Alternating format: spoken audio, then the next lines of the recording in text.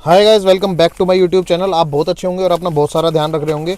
तो आज गाइस मैं आपके लिए लेके आया हूँ सर्विस कोस्ट जो B6 की मुझे मिली है आफ्टर 10,000 किलोमीटर्स। गाड़ी एक्चुअली 13,000 किलोमीटर्स चल चुकी है, बट मैं आपको बताऊंगा आफ्टर 10,000 किलोमीटर्स कितनी कॉस्ट आई है।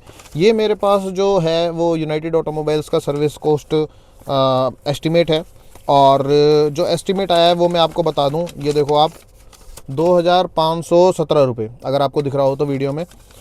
तो 2,517 रुपये ये कैसा है। इसके बाद इन्होंने मुझे डिस्काउंट भी दिया था कुछ, जो मैं आपको बताऊंगा क्या डिस्काउंट आया। तो चिट्ठा लिखा खोलते हैं कि B6 का 10,000 किलोमीटर बाद क्या कॉस्ट आई है। सबसे पहले हम आते हैं मेंटेनेंस और रिपेयर पार्ट पे। तो गाइज मेंटेनेंस और रिपेयर पार्ट में जो मेरा खर्चा आया है वो आया है टोटल 1,857 रुपये, जिसका ब्रेकडाउन मैं आपको बताऊं। ग्रीस सेशन इन्होंने लगाया, लोकल स्पेयर पार्ट लगाए, उसके बाद फिल्टर कार्बन का इन्होंने काम किया, उसके बाद व्हील बैलेंसिंग करी। अब मेरी गाड़ी में फर्स्ट सर्विस में क्या इशू आ रहा था, इसका वैसे अमाउंट नहीं लगता, अप्रोक्स 400-500 रुपये लगते सर्विस के, ज़्यादा नहीं लगते। प्रॉब्लम मेरे साथ क्या आई, आप भी मुझे बताना ये इशू, अगर आपके पास भी B6 या XV9 में हो टायर से रिलेटेड, कि प्रेशर बहुत ज़्यादा कम दिखाता है और धीरे धीरे ड्रॉप होता रहता है। इसलिए मेरे को सर्विस सेंटर वालों ने एक सजेशन दिया कि भाई आप ना ये टायर जो है वो रोटेट करवा लो, आगे वाले पीछे, पीछे वाले आगे, बैलेंसिंग करवा लो, अलाइनमेंट करा लो, ये करा लो, वो करा लो। तो मैंने ये करवा ली थी।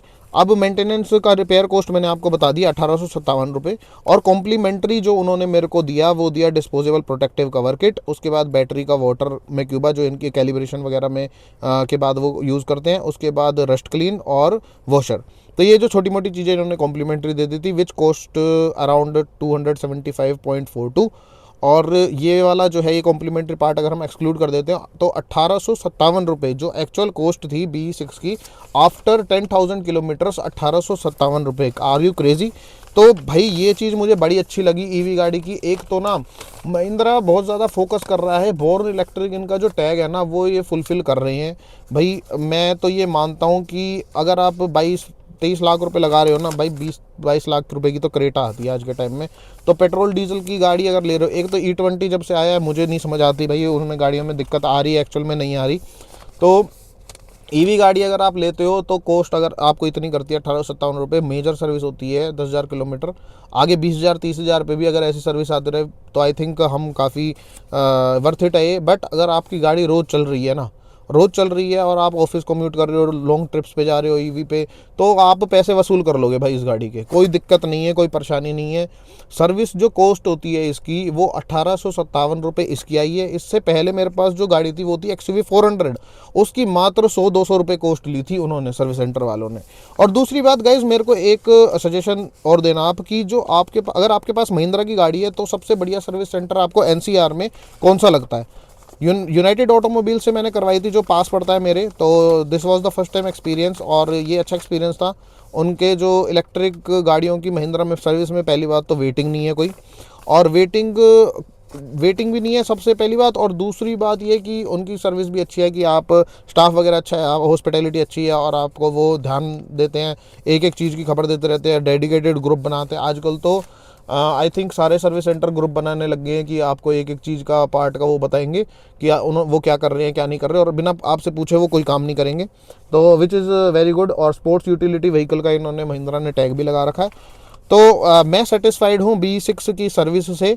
10,000 किलोमीटर बाद जो मेरी कॉस्ट आई है 1,857 रुपये, विच इज़ वेरी गुड। मैं सेटिस्फाइड हूँ, मुझे कोई दिक्कत नहीं है। सो गाइज, अगर आपको ऐसा लगता है ना कि आप महिंद्रा B6 या XUV9 या फिर कोई भी इलेक्ट्रिक गाड़ी ले रहे हो और उसमें आपका खर्चा जो है वो 10,000 भी आएगा, तो आप ईवी गाड़ी ले लोगे, फिर उसके बाद खर्चे भी आपके इतने आएंगे, तो ऐसा कुछ नहीं है, आप बिंदास गाड़ी ले सकते हो, ऐसी कोई दिक्कत नहीं है।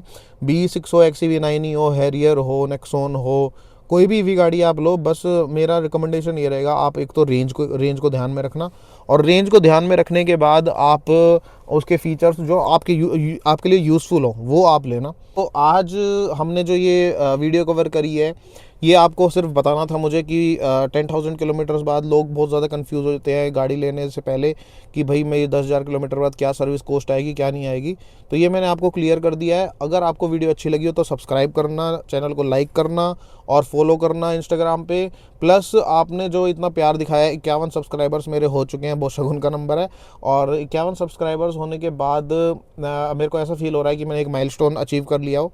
तो ये बहुत प्राउड फीलिंग होती है जब आप 51 सब्सक्राइबर्स 4-5 दिन में कर लेते हो। और ऐसे ही आप सपोर्ट करते रहिए। Thank you so much.